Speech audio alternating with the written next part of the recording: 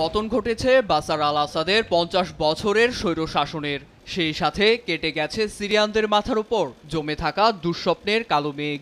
১৯৭০ থেকে থমকে থাকা সাধারণের জীবন আবার গতি ফিরে পাবে এ আশাতেই বুক বাঁধছেন সবাই।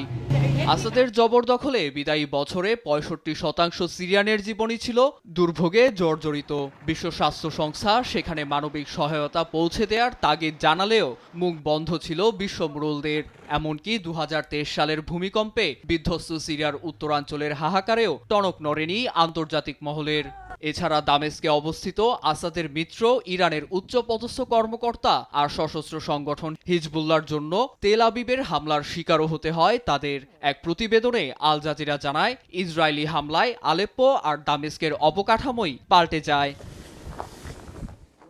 অবশেষে আহমেদ হুসাইন আল শারের নেতৃত্বে বিদ্রোহী গোষ্ঠী হায়াত তাহিরি আল শামের দুর্ধর্ষ অভিযানে ৮ ডিসেম্বর মসনদ শূন্য করে পুতিনের ছায়াতলে আশ্রয় নেন আসাদ।